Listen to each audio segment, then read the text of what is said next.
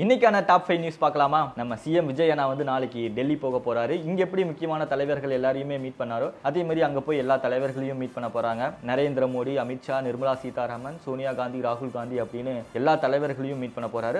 அது மட்டும் இல்லாம மோடி சாருக்கு சில கோரிக்கை எல்லாம் வைக்க போறாரு. தமிழ்நாட்டுக்கு வர வேண்டிய நிதி ஒரு 2000 கோடி வராம இருக்கு. இந்த மேகதாது அணை பிரச்சனை, PMC திட்டம் சொன்னோம் இல்லையா, எப்பவுமே தமிழ்நாட்டில் இருமொழி கொள்கை தான் அப்படின்னு நிறைய விஷயங்கள் வந்து ஒரு கோரிக்கையா வச்சு பேச போறாரு. அதுக்காக அவர் 2 நாள் பயணமா டெல்லி போறாரு. அண்ட் ரெண்டாவதா கர்நாடகாவோட துணை முதல்வர் என்ன சொல்லியிருக்காருன்னா, மேகதாதுல கண்டிப்பா நாங்க அணை கட்டியே தீர்வோம், தமிழ்நாடு அரசு என்ன வேண்டுமானாலும் செஞ்சுக்கிட்டும் நாங்க அணை கட்டியே தீர்வோம் அப்படின்னு சொல்லி ஒரு முடிவில் இருக்காங்க. இந்த அணை பிரச்சனை வந்து ரொம்ப வருஷமா போய்கிட்டு இருக்கு.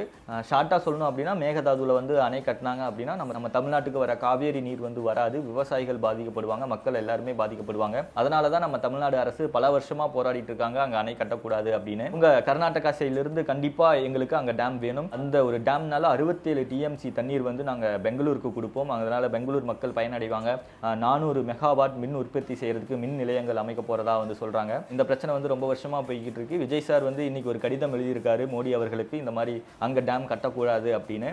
மூணாவதா ராணிப்பேட்டை செங்கல் சூளை உரிமையாளர் கிட்ட வந்து 1 லட்சம் ரூபாய் மாமூல் கேட்டிருக்காங்க. அவர் யாருன்னா TVKவை சேர்ந்தவர். அவர் மீது கடுமையான நடவடிக்கை எடுக்கணும் அப்படின்னாங்க. இப்போ அவர் TVKல இருந்து நீக்கி இருக்காங்க. 4வதா சென்னை நீலாங்கரையில அறிஞர் அண்ணா தெருவில் வந்து கிட்டத்தட்ட ஒரு 15 வருஷமா அந்த பகுதியில் இருக்கிற மக்கள் எல்லாரும் குடிநீர் குழாய் இல்லாம ரொம்ப கஷ்டப்பட்டுட்டு வந்துட்டு இருந்திருக்காங்க. குடிக்கிறதுக்கு குடிநீரே பல தூரம் நம்ம நடந்து போய் தான் வந்து கொண்டு வர சூழல் இருந்துச்சு. இப்போது அவங்களுக்கு 40 புதிய குடிநீர் குழாய் வந்து அமைச்சு கொடுத்திருக்காங்க. தென்காசி மாவட்டம் சிவகிரியில ஒரு போலீசார் வந்து ஒரு விவசாய ரொம்ப தரைக்குறைவா பேசி அவரை தாக்கியிருக்காங்க.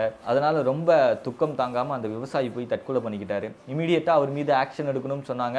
அந்த ஸ்டேஷன்ல இருந்த 3 போலீசாரை இப்போ சஸ்பெண்ட் பண்ணியிருக்காங்க. இப்போ ஸ்கூல் எல்லாமே ஜூன் 4 அன்னைக்கு ரீஓபன் பண்ண போறாங்க. முன்னாடி வந்து ஜூன் 1 சொல்லியிருந்தாங்க, இப்போ ஜூன் 4க்கு மாத்திட்டாங்க.